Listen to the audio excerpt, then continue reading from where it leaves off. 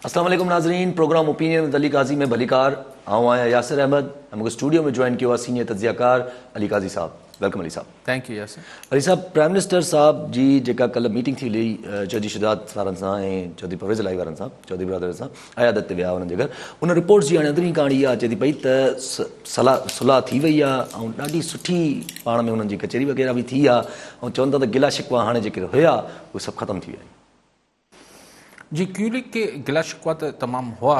हिकिड़ी सियासी पार्टी चऊं, पंजाब जो ग्रुप है वॾो, उन सां उहो वाहिद MQM आहे ऐं क्यूलिक हिकिड़ी तादी हुई इमरान ख़ान साहब सां। पर इमरान ख़ान साहब 2.25 साल 2.5 साल में घणी का लिफ्ट कोन कराई। प्राइम मिनिस्टर थियण खां पोइ हीउ पहिरियों दफ़ो आहे जो हुननि वटि इमरान ख़ान साहब हली विया आहिनि ऐं उहो बि सबबु ज़ाहिरी तरह इहो ई आहे त चौधरी शुजात जी अयादत करणु विया आहिनि। लेकिन ज़ाहिर हिन में ख़ुदि क्यूलिक बि जिन्हनि जे चवण ते इमरान ख़ान साहब जी सपोर्ट करे रही त बावजूदु नाराज़गियुनि जे हुन मां हथु न पिया कढनि। वे त क्यूलिक जे लास्ट टाइम हुननि जे मांझांदे में इमरान ख़ान साहब जे में न वई चौधरी बरादरान, त इहो चवंदासीं असां वोट ॾियण ताईं ॿधल आहियूं, बाक़ी मरणे पढ़णे पाण कोन आहियूं गॾु। सो इन दफ़े हू विया आहिनि। एक्चुअली हिन जे पस मंज़र में हू हिकिड़ी थ्योरी जेका हली रही हुई त शहबाज शरीफ़, आसिफ़ ज़रदारी साहब, हिन हिकिड़े हल्के जो ख़्यालु हो त पार्लियामेंट जे अंदरि जेके तब्दीली जा वधीक ख़्वाहिशमंद हुआ, न कि धरणे या लॉन्ग मार्च जे ज़रिए तब्दीली जे, त हुन अपोज़िशन जे लीडरान जो ख़्यालु हो त अगरि असां क्यूलिक खे पाण ॾे आणे छॾियूं त क्यूलिक अगरि अची वञे थी त पंजाब हुकूमत ढही पए थी ऐं पोइ लामोहला वफ़ाक़ी हुकूमत बि किरी पवंदी। त क्यूलिक खे पाण सां आणिजे। जेतोणीकि ज़ाहिर आहे ही पुराणा खिलाड़ी आहिनि पीपल्स पार्टी या नवाज़ लीग वारा, उहे ॼाणींदा हुआ त क्यूलिक ज़ाहिर आहे को इमरान ख़ान साहब सां मोहबत जे करे हुते कोन वेठी आहे, हू ॿियनि सबबनि जे करे वेठी आहे। सो हू ॻाल्हि मतिलबु क्यूलिक बि उन ॻाल्हि खे चौधरी बरादरान बि ईअं न त मुकमल तौर ते ख़तमु न कंदा, उहो कंहिं न कंहिं हवाले सां बैकडोर चैनल्स में उहे ॻाल्हियूं हलंदियूं रहंदियूं, उनखे ताज़ो रखंदा, उन ॻाल्हि खे मरण न ॾींदा। ऐं हिकिड़ी अक्सर पाण कुझु थोरी देरि खां पोइ ॿुधंदा हुआसीं त पंजाब में शायदि चौधरी परवेज़ इलाही चीफ मिनिस्टर थिए पियो, बोज़दार, ऐं इमरान ख़ान साहब जो इसरार हो न त भई न जावेद बोज़दार साहब ई रहंदो, उस्मान बोज़दार साहब रहंदा। उस्मान बोज़दार साहब खे सां मोहबत बि हूंदी, को रूहानी शफ़क़त बि ख़ान साहब जी को रिश्तो बि हूंदो, उहो नथो मूंखे ख़बर न आहे। पर जेको उनजो सियासी सबबु इहो ई हो त अगरि हिकिड़ो दफ़ो जेके कुझु वोटनि ते बीठल PTI सरकार आहे पंजाब में, अगरि हुते चेंज जी ॻाल्हि थी त पोइ परवेज़ इलाही साहब खे चीफ मिनिस्टर खां रोकण लाइ, चीफ मिनिस्ट्री जी स्लॉट खां रोकण लाइ ॾुखियो थी पवंदो। छा हिकिड़ी शइ स्टेटस को हूंदो आहे न, उहो हले पियो, पर जॾहिं हिकिड़ो दफ़ो हुन में फेर अची वियो त पोइ हुनखे पंहिंजी मर्ज़ी सां हुन में चेंज आणणु ॾुखियो थी वेंदो इमरान ख़ान साहब लाइ।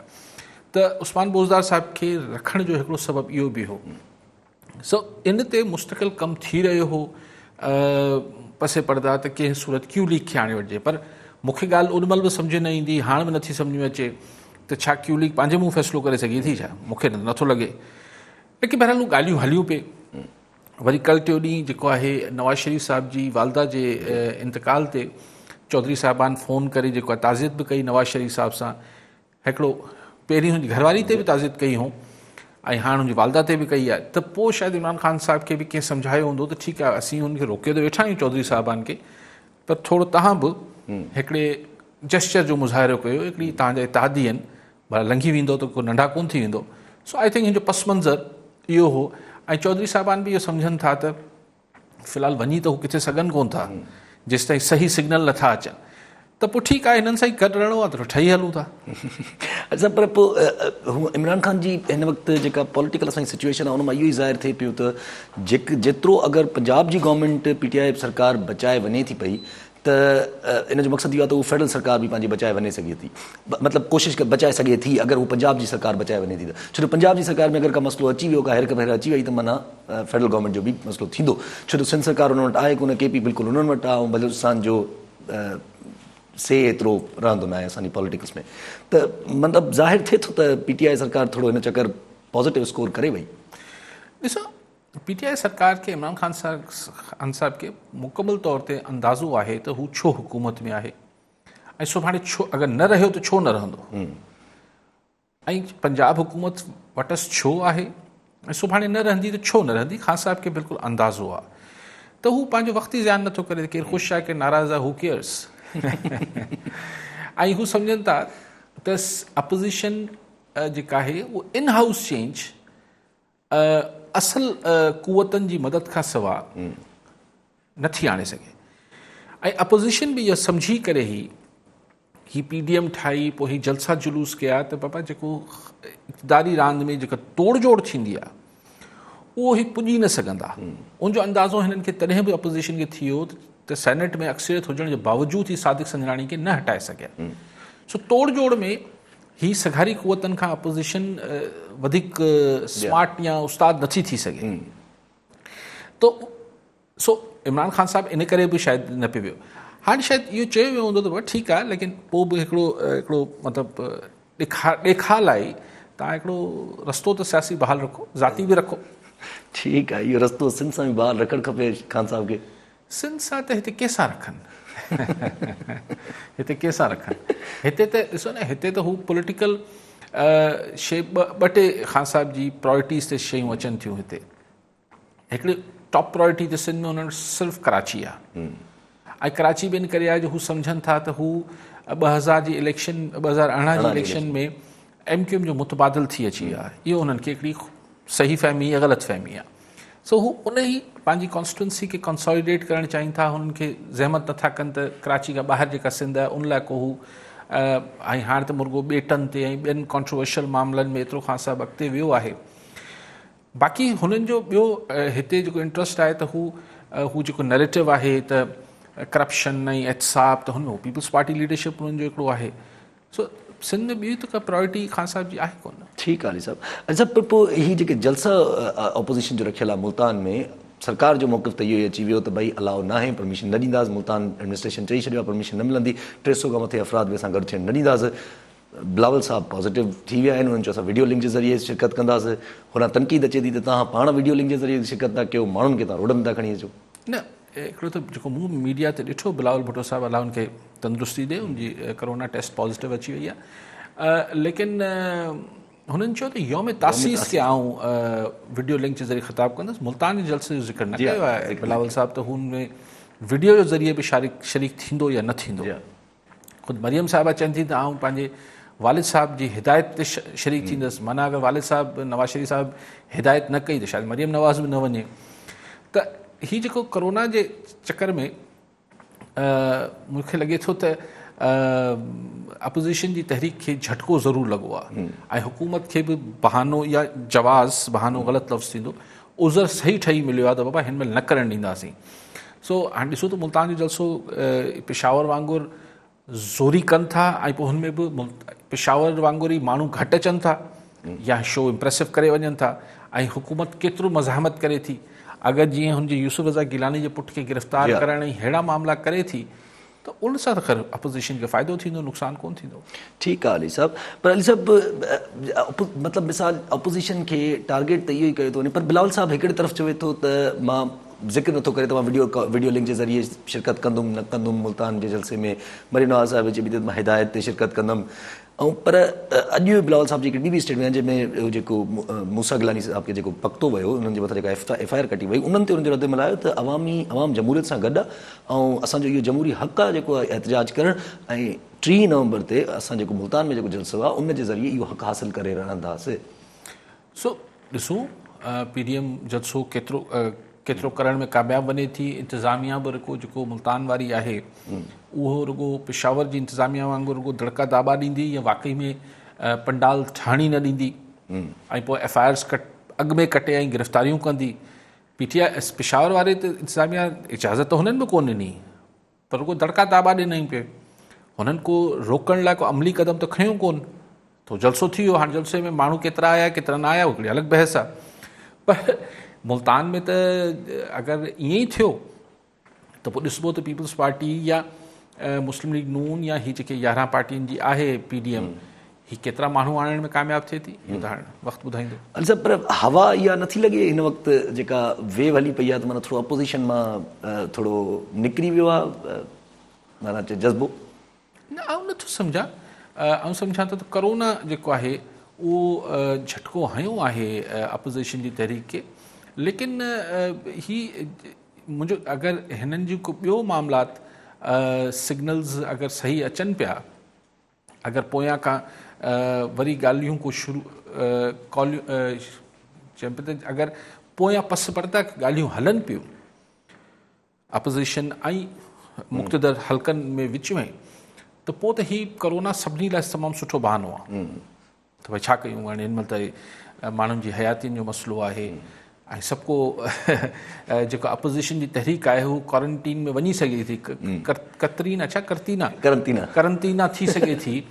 अगरि अपोज़िशन जी तहरीक बि करंटीना में वञी सघे थी अगरि को पोयां मामलात ठीकु थियल आहिनि, लेकिन अगरि मामलात ठीकु न आहिनि त पोइ ही वरी साही पटी जेको पटे वरी शुरू कंदा। उहो असांखे रसूलोश पली जो मरूम मूंखे लतीफ़ो ॿुधाईंदो त हिकिड़ो ॿार हो रुनो पिए त हुनखे दोस्त हुनजे पीउ खे चयो बाबा ॾिस ॿारु रोए थो, हुनखे माठ कराए, त हुन चयो त न पाणे माठ करे वेंदो ऐं वाक़ई में थियो त 5-10 मिंट खां पोइ ॿारु रोई रोई माठ करे वियो।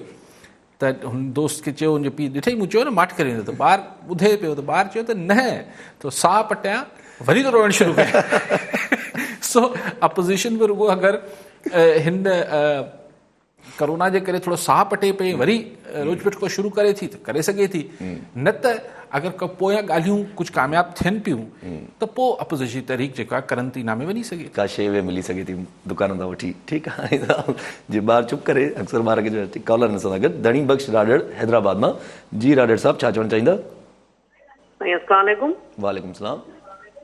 सर, हैदराबाद में लॉकडाउन लगायो अथनि एतिरे क़दुरु जो, उन ते असां इहो था सम्झूं त इंतिज़ामिया बिल्कुलु नाकाम थी चुकी आहे। त कुझु मार्केटूं जिते लोअर क्लास जे जेके असां चवंदासीं न त ठेले वग़ैरह वारा, त उन्हनि खे यकदमि पुलिस वारा बंदि कराए छॾीनि, 6 बजे खां पहिरीं बंदि कराए छॾीनि। ऐं जिते हाई क्लास जो चइबो त उहे मार्केटूं खुलियूं पियूं आहिनि ऐं हींअर तक़रीबन 7:45 थिया आहिनि, पर अञा ताईं मार्केटूं उहे खुलियूं पियूं आहिनि। इहो सिर्फ़ु कानून सिर्फ़ु ग़रीब लाइ आहे या असां त इहो चवंदा अञा ताईं कानून जी बालादस्ती न आहे थी? ठीकु आहे राडड़ साहब। जी राज साहब, हाणे अगरि छॾे ॾिबो पुलिस ते, ही जेको जीअं हींअर ऐं हैदराबाद पुलिस या हींअर जेको असीं ॿुधूं था ॿियनि कुझु ज़िलनि जी पुलिस में त बेइंतहा छुड़वागी आहे, छाकाणि त हुते को कमांड जेका आहे हुन हिकिड़ी पूरी करप्शन ऐं हिकिड़ी इनकॉम्पिटेंस जो हिकिड़ो पूरो ही मिसाल आहिनि हैदराबाद पुलिस हुनमें हींअर जेको काफ़ी मामलनि जे हवाले सां जेको मीडिया में हाईलाइट थींदी पई अचे। सो लेकिन ॻाल्हि इहा आहे त उहा ई आहे त ॻाल्हि इहा त अगरि कानून आहे त सभिनी लाइ बराबरि हुजणु खपे। बिल्कुलु ठीकु आहे। ठीकु आहे, सभु कॉलर सां गॾु मंसूर अब्बासी शदादकोट मां। जी अब्बासी साहब, छा चवणु चाहींदा? अस्सलाम वालेकुम तव्हांखे साईं जन खे। वालेकुम सलाम। मुंहिंजो वियो आहे सर जेको जलसो थियणो वञे पोइ पीटीए में वियो 3 तारीख़ ते मुल्तान में। ऐं अलाह ख़ुशि कंदो बिलाल साहब खे, उहो साइड ते आहे ऐं पंहिंजो मरियम नवाज़ साहिब बि चए पई जेकॾहिं वाल साहब इजाज़त ॾिनी त मां पोइ अटेंड कंदुमि। ऐं जेकॾहिं माण्हू बि अचनि था ऐं हिननि जी ॿिन्ही अॻुवाणनि जी शिरकत कोन थी थिए त पोइ जलसे जो माना केतिरो हुनजी पॉइंट स्कोरिंग हूंदी। ऐं नंबर ॿी ॻाल्हि त जेको सर साईं जन अॻु में ज़िक्र कयो त 8-10 नोटनि ते बीठी आहे वफ़ाक़ जी हुकूमत, जंहिंजे आसिरे ते बीठी आहे, 8-10 माण्हू बि नथा फेराए सघनि त पोइ सिधो सो एस्टेब्लिशमेंट त कर इहा सम्झ खां थोरी ॿाहिरि आहे। इन ते थोरो साईं जन रोशनी विझनि। ठीकु आहे आवाज़ साहब, ठीकु आहे। हवाई साहब चवनि पिया त माना पहिरियों सवाल सम्झो जलसे हिसाब सां त जलसे में अगरि मरियम नवाज़ ऐं बिलावल साहब, बिलावल भुट्टो ज़रदारी खे त पॉज़िटिव अची वई आहे कोविड-19, उहो त चाहींदे बि नथो वञी सघे। ऐं मुंहिंजो ख़्यालु आहे त मरियम नवाज़ खे जो न वञण जो को जवाज़ न आहे। ही जीअं मीडिया में रिपोर्ट थिए पियो, मूंखे सम्झ नथी अचे, शायदि कुझु ख़ातून ॿियो चवणु चाहींदी त हुनजी हिदायतनि ते वेंदसि, मूंखे सम्झ न आई इहा ॻाल्हि। मुंहिंजो ख़्यालु त हू त वेंदी। बाक़ी हू ॻाल्हि त 8-10 बि न, मुंहिंजो ख़्यालु 7-8 MNAs ते वफ़ाक़ी सरकार बीठल आहे, त चवनि था त पोइ छा उहो बि नथी फिराए सघे, उहो बि नथी फिराए सघनि अपोज़िशन वारा, त इस्टेब्लिशमेंट जे अगेंस्ट एतिरो टकराव में वञण में फ़ाइदो कहिड़ो पोइ? ॾिसो, हू हिकिड़ी तोड़ जोड़ जी गेम आहे। हुते त सेनेट में अब्बासी साहब अपोज़िशन जी अक्सरियत आहे, पोइ बि चेयरमैन सेनेट खे न हटाए सघिया। उहा हिकिड़ी तोड़ जोड़ जी दुनिया ॿी हुजे थी, पर मास मोबिलाइज़ेशन हिकिड़ी ॿी शइ थिए थी, पॉपुलर वेव जेका क्रिएट कबी आहे उहा ॿी शइ थिए थी। ठीकु आहे साहब। कॉलर सां गॾु अब्दुल मालिक खोसो मटियारी मां। जी खोसो साहब, छा चवणु चाहींदा? अस्सलाम वालेकुम। वालेकुम सलाम। साईं अली काज़ी साहब जिन खे असांजो सलाम आहे, सभिनी खे सलाम आहे। असां इहो अर्ज़ु करणु था चाहियूं त जेको इहो पंहिंजो कोरठ सगरी ऑर्डर कढिया डिसेबल जा, असां पाण बि 10 माण्हू माज़ूर आहियूं, उहो ऑर्डर डिस्ट्रिक्ट मटियारी में अञा को बि न थियो आहे। इन जे हवाले सां थोरो साईं जिन रोशनी कनि त इहो जेको आहे असां 10 माण्हू ब्लाइंड आहियूं, अखियुनि मां माज़ूर आहियूं, असां ताईं के को बि अञा कोन आयो आहे। काफ़ी असां मीडिया में बयान ॾिना आहिनि। ठीकु आहे खोसा साहब। जी खोसा साहब, बिल्कुलु इंतिज़ामिया खे ॿुधणु खपे। मटियारी में तव्हांजो बि जेको ब्लाइंड जेको डिसेबल्ड कोटा आहे, असां वटि उन कोटास ते अमल थियणु खपनि। एतिरी बि माण्हू खे जेके इख़्तियारियूं आहिनि उन्हनि खे एतिरी बि संगदिली जो मुज़ाहिरो न करणु खपे। तव्हांजो हक़ आहे, तव्हांखे मिलणु खपे। ठीकु आहे अली साहब। मरीम नवाज़ साहब तां ॻाल्हाई त मरीम नवाज़ साहब जो हिकिड़ो ॿियो बि बयानु आयो पंहिंजे सोशल मीडिया वेबसाइट ते त MD-CAT जो जेको मेडिकल टेस्ट थियणो आहे जेको 29 नवंबर ते, उन्हनि ते हुननि तनक़ीद कई आहे गवर्नमेंट जे मथां त तव्हां इहो जेको आहे सिक्योरिटी ऐं माना हिकिड़े क़िस्म जो हेल्थ वाइज़ ॿारनि खे हुन में था विझो, तव्हां रिस्क में था विझो। हा, उहो जेको टेस्ट आहे मेडिकल इंस्टीट्यूशन जे दाख़िला जो, अच्छा मरीम साहिबा बयानु त ॾिनो आहे त भई ॿिया स्कूल ऐं कॉलेज बंदि कयो पिया त हिननि जो टेस्ट बि न वठो। ॻाल्हि ठीकु थी करे, छाकाणि में हज़ारे ॿार शागिर्द ईंदा, पर पोइ मरीम साहिबा पोइ मुल्तान जे जलसे ई कीअं जस्टिफाई कंदी? ये तो ॻाल्हि, ये क्या खुला तज़ाद नहीं है मरियम साहिबा का? ये तो पोइ या त हू बयानु न ॾे या पोइ मुल्तान जे जलसे खे पोस्टपोन कनि। ये त कॉन्ट्रडिक्शन आहे। ॻाल्हि जेका हुजे इहा त मरियम नवाज़ साहिबा जी ॻाल्हि सम्झ खां ॿाहिरि आहे। मतिलबु तनक़ीद बसि करणी आहे न त थोरो वरी ॾुखियाई थी वेंदो आहे अहिड़ी ॻाल्हियूं जॾहिं तनक़ीद रुची हुजे त। ठीकु आहे साहब। ऐं साहब पंजाब में अंदरि हिकिड़ी मज़े जी बि जेको सूरत हाल हले थी पई त पेरोल ते पॉलिटिक्स जेको बरक़रार लॻी पई आहे। शहबाज शरीफ़ साहब ऐं हमज़ा शहबाज साहब जे पेरोल ते इजाज़त ॾेई छॾी आहे CM साहब, पर उन्हनि चयो आहे त जॾहिं टाइम फिक्स थी वेंदो पंहिंजो जनाज़े नमाज़ जो त उन वक़्तु पेरोल एक्टिव थी वेंदी 5 ॾींहंनि लाइ। त हुननि जी डिमांड इहा अचे थी त 14 ॾींहंनि लाइ पेरोल ॾियणु खपे न। ऐं ॿियो वरी हू इहो नैरेटिव क्रिएट था कनि त हिकिड़े क़िस्म जो ज़ुल्म कयो था तव्हांजे। ज़ाहिर आहे हाणे अपोज़िशन जी गवर्नमेंट आहे, हिक ॿिए ते इंतकाम ऐं हिक ॿिए खे हू चवनि था त तव्हां लास्ट ते सियासत था कयो, हीअ था कयो, हू था कयो। लेकिन हाणे ॻाल्हि इहा आहे त पेरोल 5 ॾींहंनि जो हुजे या 7 ॾींहंनि जो हुजे, हुन सां कहिड़ो थो फ़र्क़ु पए? अगरि हुकूमत फ़राख़्तरी जो मुज़ाहिरो करे पई त भला 8-10 ॾींहंनि जो ॾेई छॾे, न ॾियणो आहे न ॾे। मतिलबु पर हाणे त छा ॻाल्हाइजे, हिकिड़ी पर्सनल नुक़सानु त शरीफ़ फैमिली जो थियो आहे न, हुकूमत जो त न थियो आहे। लेकिन आउं हमेशह सम्झां थो त अगरि पॉलिटिक्स आहे, अगरि त ॻाल्हि इहा आहे त हू चवनि था त न हुननि खे हू पॉलिटिशियन ट्रीट ई न पिया कनि, हुनखे एज़ अ क्रिमिनल या एज़ अ मतिलबु उहे ॾिसनि पिया, पोइ त ॿी ॻाल्हि आहे। अदरवाइज़ पॉलिटिक्स में एतिरो कजे जो सुभाणे बर्दाश्त थी सघे। ही पर्सनल शयूं थियनि पियूं ऐं हिन दौर में त बेइंतहा पर्सनल थियूं आहिनि। इहा ॻाल्हि पीपल्स पार्टी ऐं नवाज़ लीग जेको आहे 88 खां वठी 90 जे ॾहाके ताईं जेको हिक ॿिए सां पर्सनल तमामु घणो पंहिंजे वारे में हिक ॿिए सां पर्सनल थींदा, त पोइ तजुर्बे खां पोइ मोहतरमा शहीद ऐं नवाज़ शरीफ़ वारनि वञी मिसाक जमहूरियत कयो त बाबा सियासत में एतिरो ज़ातियात ते न वञिजे। पर इमरान ख़ान साहिबु चए थो त आउं हिन क्लब जो माण्हू ई कोन आहियां, आउं हिन रूलिंग क्लब जो माण्हू न आहियां। आहे हीज़ मतिलबु चाहे न चाहे उहो आहे त इन ई क्लब जो माण्हू, सुभाणे फिरी गिरी इन्हनि सां ई वास्तो रहणो अथनि। इन्हनि खां चवंदो मां आम माण्हू आहियां। ठीकु आहे। हीअ अॼु जेका ख़बर तव्हां को ॻाल्हि कयो हुन खां पहिरीं आउं कयां, हीअ जेका ख़बर हली आहे त वफ़ाक़ी काबीना जेको ज़्यादती ज़ना हिन टाइप जो जेको मुजरिमनि खे जेको आहे उन लाइ को कानून आणे पई। हाणे ख़बर न आहे हिकिड़े TV चैनल ते हली पियो, उते मूंखे ख़बर न आहे त ख़बर सही केतिरी आहे, त उहा ख़बर त अजीबो ग़रीब आहे।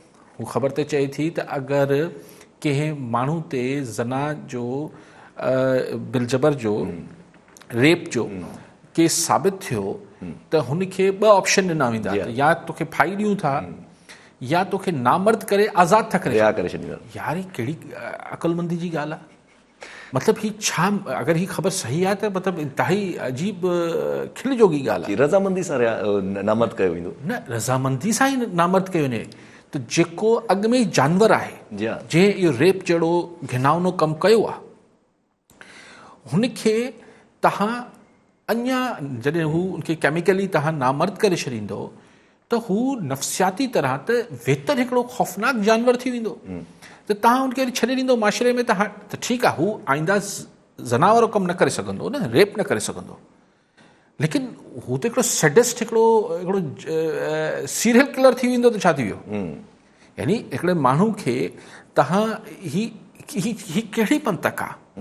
अवल त ही नामर्द करण फलाण करण मतिलबु ही केतिरी अक़लमंदी आहे त तव्हां अहिड़े माण्हू खे जुनूनी माण्हू खे वेतर हुनखे मतिलबु हिकिड़ो हुन सां इहो नामर्द करे हुनखे वरी माशरे में खुलेआम छॾे ॾींदो त वञी ॿियो कमु कर त ठीकु आहे, हू रेप त न करे सघंदो जी पर अगरि सैडिस्ट माण्हू आहे, हिकिड़ो जानवर आहे त हू ॿिए तरीक़े सां नुक़सानु पहुचाईंदो। ही अगरि ही को कैबिनेट फ़ैसिलो कयो आहे, अञा ॾिसूं ॿियनि मीडिया ते अचे त पक थिए त ख़बर सही आहे।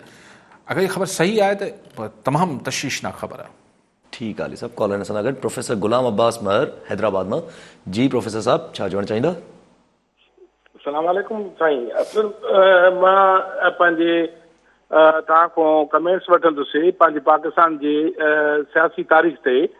असां वटि जेका बि जमहूरियत हले थी पई उहा 2 साल 90 में, वरी 93 में, वरी 96 में, वरी 98 में, 2-3 सालनि में गवर्नमेंट किरंदियूं रहियूं आहिनि ऐं इहे ई पार्टियूं फिरनि थियूं पयूं। हिकिड़ो ॿियो बि ऑप्शन आहे ऐं जीअं मसलन अमेरिका में प्रेसिडेंशियल फॉर्म ऑफ गवर्नमेंट आहे, असां वटि पार्लियामेंटरी आहे। पोइ असां वटि मल्टी नेशन्स मुल्क आहे ऐं मल्टी लिंग्वल मुल्क आहे। मसलन सिंध पीपुल्स पार्टी जे हवाले आहे, बलूचिस्तान अलॻि गवर्नमेंट हवाले आहे ऐं पंजाब तहरीक इंसाफ़ जे हवाले आहे ऐं होॾे लाला पठाण। त असांजो त उन लिहाज़ सां सेटअप ई नथो थिए। पोइ ईअं छो न थिए त जेके पार्टियूं इलेक्शन विढ़नि थियूं पयूं, मसलन उहे जेतिरा वोट खणी थियूं अचनि पयूं, उन्हनि खे उन मुताबिक़ सीटूं ॾियणु घुरिजनि। पीपुल्स पार्टी खे उन मुताबिक़ सीटूं ॾियणु घुरिजनि ऐं मुस्लिम लीग खटी थी अचे त उनखे उन मुताबिक़ ॾियनि। तहरीक इंसाफ़ आहे उनखे उन मुताबिक़, त उन थी सघे थो त उन लिहाज़ सां पाकिस्तान जो उहो हल थिए। बाक़ी हिन माना सिस्टम में त इहो जीअं चवनि था पिया त इहे ई साॻिया ई बारियूं खणंदा ऐं इहे ई पॉलिटिकल पार्टियूं ऐं उहो पॉलिटिकल सिस्टम त असां वटि हले कोन थो पियो। इन ते तव्हां थोरो रोशनी विझो। प्रोफेसर साहब छा चइबो? प्रोफेसर साहब, मुतनासिब नुमाइंदगी वारे फॉर्मूला जी ॻाल्हि पिया कनि त प्रपोर्शनेट सिस्टम जेको थींदो आहे त माना पार्टी खे वोट मिली वञनि, पोइ पार्टी जीअं असां वटि अक़लियती मेंबरान ईअं ई चूंडबा आहिनि। एरिस्टोक्रेसी में न एरिस्टोक्रेसी त हू उन तरतीब सां पार्टी खे 100 वोट मिलिया त हुन हिसाब सां मुतनासिब नुमाइंदगी थी वेंदी, त ओतिरा हुनजा MNA अची वेंदा या MP अची वेंदा फॉर दैट मैटर। सही ॻाल्हि इहा आहे त अवल त साईं 2 साल चयो पिया, पर गुज़िरियल ही 4 दफ़ो आहे जो हुकूमतूं पंहिंजो मुदो पूरो करे आयूं आहिनि। पीपुल्स पार्टी 2008 खां 13 ताईं कयो, 13 खां 18 ताईं नवाज़ लीग कयो ऐं हीअ वञा 2.5 साल त करे विया आहिनि। प्राइम मिनिस्टर ने कयो। तजुर्बा करण जो को सेंस आहे छा प्रोफेसर साहब? जी मतिलबु हिन सां छा हासिल थी वेंदो? मतिलबु अक़लियती मेंबरनि खे टिकटूं कीअं मिलंदियूं आहिनि? छा को बैलेट ते मिलंदो आहे? ज़ाहिर आहे जंहिंखे नंबर 1 ते थियणो आहे, नंबर 2 ते ओतिरा पैसा आहिनि, ओतिरा हुनजा कनेक्शन्स आहिनि, त फ़र्क़ु छा रहिजी वेंदो?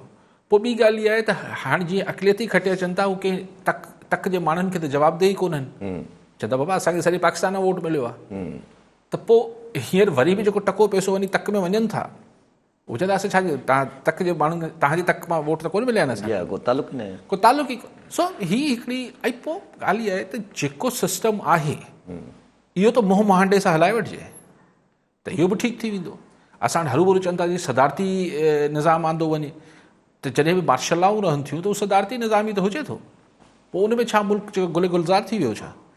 हींअर बि अगरि ॿी ॻाल्हि इहा त अगरि जेको सिस्टम आहे हिन में बि वॾो सुवाल त इहो आहे त वोट असां वटि शफ़ाफ़ पए केतिरो थो? इलेक्शन्स जे फेयर थियण ते ई वॾो एतिराज़ु आहे। सो मुंहिंजो ख़्यालु आहे त अगरि सिस्टम खे ख़ुदि इलेक्ट्रोल रिफॉर्म्स अची वञनि, चूंड सुधारा अची वञनि, ऐं ॻाल्हि इहा आहे त कुझु पॉलिटिकल पार्टीज़ पंहिंजे अंदरि रिफॉर्म्स आणीनि, ऐं उहे रिफॉर्म्स तॾहिं आणींदियूं जॾहिं हेठां पब्लिक प्रेशर डेवलप थींदो। त सिस्टम ही बि बुरो कोन्हे, इहो ई पार्लिमानी निज़ाम बर्तानिया में आहे, अलाए केतिरे मुल्कनि में आहे, उते ठीकु हले थो, असां वटि नथो हले। सो असांखे पंहिंजा अफ़ाल ठीकु करणु खपनि। सिस्टम में हरूभरू को बुराई न आहे, गॾु इंडिया में हले ऐं रोज़ रोज़ नवां तजुर्बा करण जी ज़रूरत कहिड़ी आहे? हले थो, इनखे ठीकु करे वठिजे। ठीकु आहे अली साहब। कॉल सां गॾु ख़ुदा बख़्श जरवार टंडोजान मोहम्मद मां। जी जरवार साहब, छा चवणु चाहींदा? साईं अली काजी साहब जा तोराइता आहियूं जेको असांजे मसाइलनि खे हाईलाइट कंदो आहे। सही उनजे करे ॿुधायूं था त तव्हां सेवा डेवलपमेंट अथॉरिटी में असां 2009 में हिकिड़ो प्रोजेक्ट मेहरान ड्रीम जीती वियो उन में यूनिट बुक कराया हुआ जेके 11 साल गुज़री विया आहिनि ऐं जेको बिल्डर आहे उन तमामु बहितरीनु कमु कयो आहे। जायूं बि अॻिजी वियूं आहिनि पर असांखे न लाइट मिले थी, न गैस मिले थी, न पाणी मिले थो, जंहिंजे करे सॼी स्कीम जेका आहे सा डिले थियल आहे। 11 सालनि खां वठी असीं इंतज़ार में आहियूं, कॾहिं असांजा बचिड़ा आहिनि दर्सगाहनि जे भरिसां जाइ असांखे मिलंदी ऐं असीं पढ़ाए सघंदासीं। इन मसइले खे महिरबानी करे काली साहिब खे दरख़्वास्त आहे त असांजे उन मसइले खे हाईलाइट करे ऐं उन्हनि खे यादि दहानी कराए जीअं उहो जल्दी।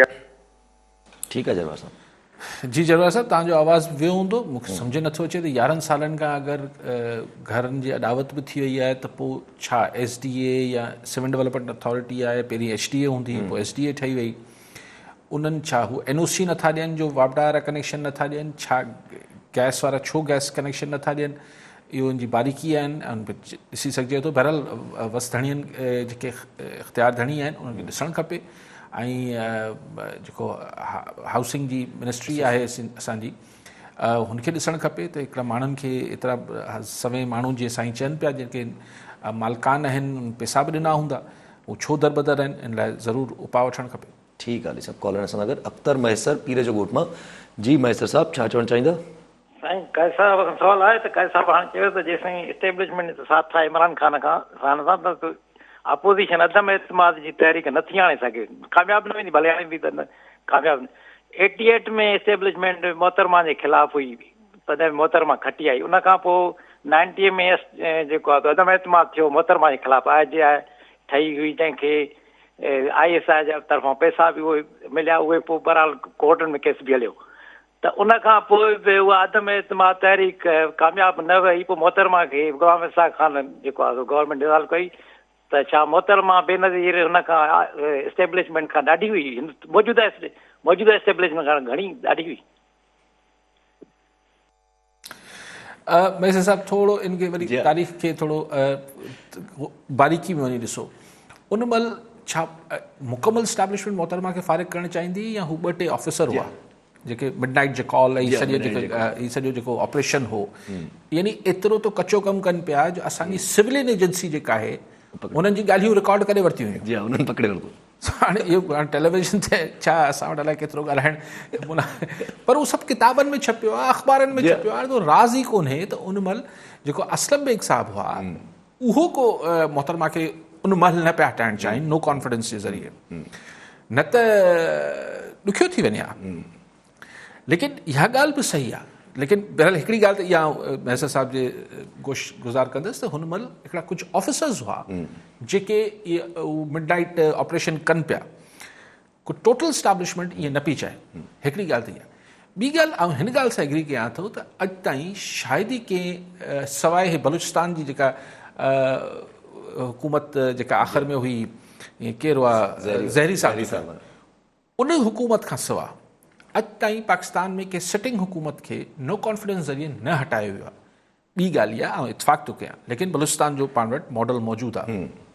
लेकिन टी ॻाल्हि इहा आहे त ॾिसो अहिड़ी हुकूमत जेतिरे हू सहारे ते बीठल आहे, ईअं बि अॻु में का कोन थियो। सो शयूं वक़्तु ऐं हालात मटिजनि था। हू 88 हो, हुन दौर जा वक़्तु ॿिया हुआ। पहिरियों दफ़ो मोहतरमा 11 सालनि जे वक़फ़े खां पोइ चूंडिजी आई हुई, दुनिया जी पहिरीं मुस्लिम प्राइम मिनिस्टर हुई, हाई प्रोफाइल मामलात हुआ, हिकिड़ी सिचुएशन ई ॿी हुई, पब्लिक सपोर्ट बेनज़ीर सां गॾु हुई, उहा हिकिड़ी दुनिया ॿी हुई। अॼु पाण 2020 में वेठा आहियूं त सिचुएशन्स चेंज आहिनि। सो आउं त वरी बि इहा ई ॻाल्हि पियो कयां त लेकिन हिते ॾिसो न सिंपल नंबर गेम्स आहिनि, सिंपल नंबर गेम आहिनि न, ऐं को एतिरो फ़र्क़ु कोन्हे। चौधरी साहिबान खे हेठि मथे थियणो आहे बसि। छा करे वठंदो हुकूमत चौधरी साहिबान खे? अगरि हू हटण त जेके करे सघनि था उन्हनि जो ई चयो वञनि पिया चौधरी साहिबान। MQM घणी देरि लॻाईंदी हथु कढण में? फ़र्क़ु आहे मैसर साहब, उन दौर में हिन दौर में वॾो फ़र्क़ु आहे। ठीकु आहे साहब। MQM जे नाले सां तव्हां यादि कयो, MQM जे तव्हां हिकिड़ी अॼु ख़बर ॾिठीसीं त ख़ालिद मक़बूल सिद्दीकी जे कन्वीनर आहिनि, उन्हनि वरी डिमांड करे छॾी आहे वफ़ाक़ी सरकार खां त तव्हां जेको आहे कराची जे हिसाब सां का कानून साज़ी कयो जंहिंमें कराची खे स्पेशल स्टेटस ॾियो। हा, ही हिकिड़ी रागणी हू ॻाईंदा अचनि था ऐं हुनजो उन्हनि वफ़ाक़ी सरकार ई पहिरीं बि वक़फ़े सां ई रागणी ॻाइनि था MQM वारा।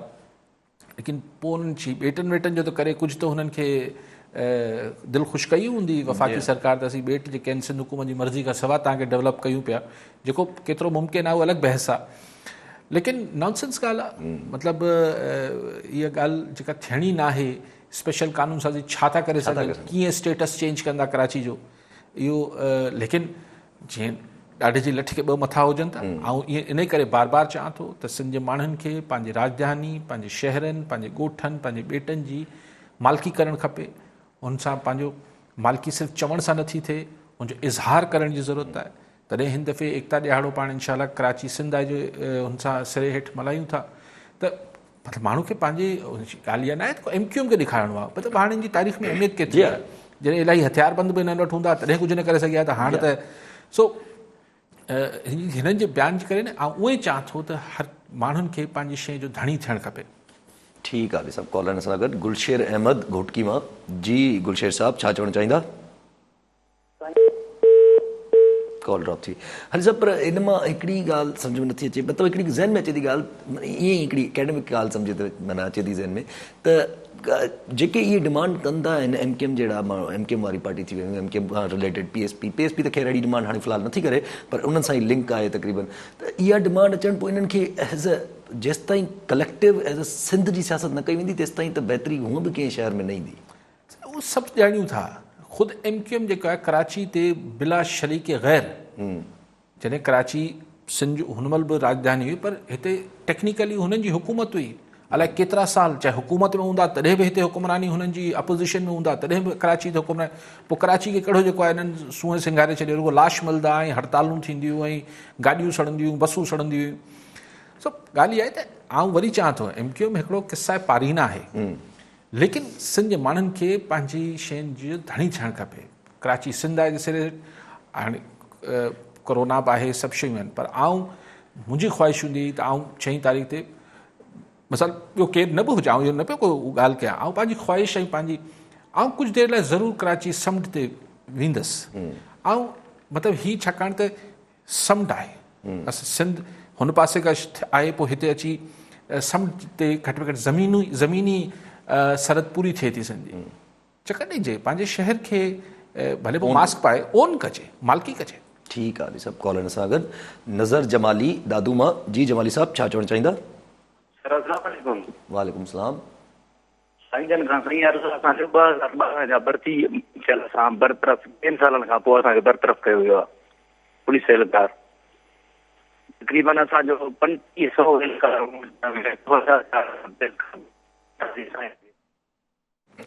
ठीकु आहे जमाली साहब, जेतिरो साईं जो आवाज़ु सम्झो त साईं खे शायदि बरतरफ़ कयो साईं ग़लति कयो आहे, अगरि ग़लति कयो अथनि त ठीकु करणु खपे। मुंहिंजी हमदर्दियूं आहिनि तव्हां सां।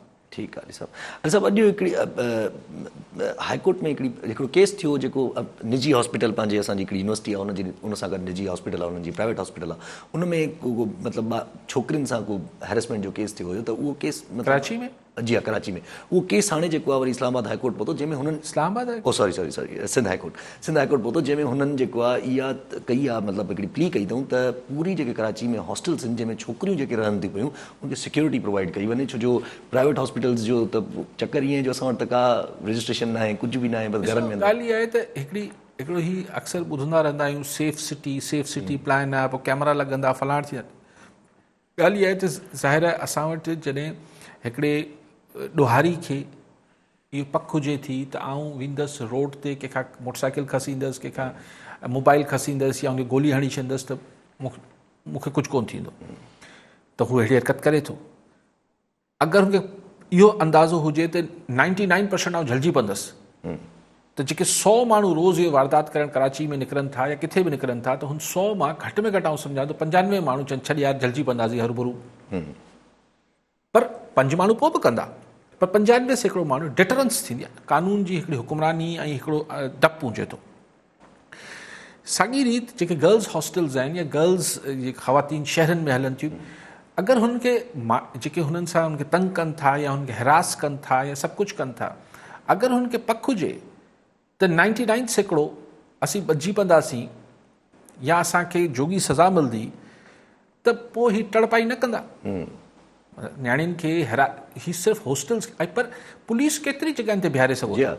पुलिस ऐं रेंजर्स तव्हां केतिरी जॻहियुनि ते बीहारींदा ऐं मूंखे कॾहिं बि सम्झ नथो अचे तव्हां कंहिं बि आऊं दुनिया में कुझु जॻहियुनि ते वियो आहियां यानी मतिलबु जेके ही फर्स्ट वर्ल्ड कंट्रीज़ आहिनि जेके वॾा तरक़ी याफ़्ता शहर आहिनि एयरपोर्ट खां निकिरो तव्हांखे पुलिस वारो किथे विरले किथे नज़र ईंदो वर्दी में जी हा पुलिस वारा हूंदा ई कोन्हनि पर वरी मूं पुछा कई हुन चीज़ त हू सादनि कपिड़नि में हूंदा आहिनि छाकाणि त हुनजी नियत हुजे थी पकड़णु असां वटि छा थिए थो त सायरन वॼाए पुलिस घुमे थी अगरि ॾोहारियुनि खे नियापो मोकिले थी 0.5 किलोमीटर खां हटो बचो अगरि अचूं था असीं वञूं पोइ जेको करिणो थो कारो मुंहुं करे वठिजो त डिफरेंस असां वटि झलण जी नियत घटि हुजे थी न त ही जेतिरी पुलिस घुमे पई कराची में हैदराबाद में जिथे अगरि हिन जी अधु नफ़री खे वर्दी खां सवाइ सादी गाॾियुनि में प्राइवेट गाॾियुनि में या सरकारी गाॾियुनि में बिना सरकारी नंबर प्लेट जे हलायो त पोइ जेन्युइन मामला थींदा न पोइ ॾोहारियुनि सां बि जेन्युइन मुक़ाबला थींदा पोइ ही हाफराए वारा मामला न थींदा पोइ माण्हुनि खे डपु बि थींदो त अलाए ही बीठो आहे पुलिस वारो न हुजे असां वटि आहे कोन असां वटि इहो आहे त सायरन वॼाइबो या पुलिस जी गाॾी अची बीही रहंदी ठीकु आहे जेसिताईं बीठी आहे पोइ ॿिए हिकिड़े चौक ते बीठी आहे त वारदात ॿी चौक ते वञी कबी छोकिरियुनि खे तंग करिणो आहे न्याणियुनि खे त हिते त पुलिस बीठी आहे रेंजर्स बीठी आहे हलो ॿिए गर्ल्स कॉलेज में या हॉस्टल ते हलूं था सो इहो बेसिकली असां अञा 1920 जे दौर में रहूं पिया त सायरन वॼाइबा हटो बचो असीं हलिया वञूं पोइ जेको वणे कजो ठीकु आहे सर कॉलर असां सां गॾु मोहसिन बेलार राणीपुर मां जी बेलार साहब छा चवणु चाहींदा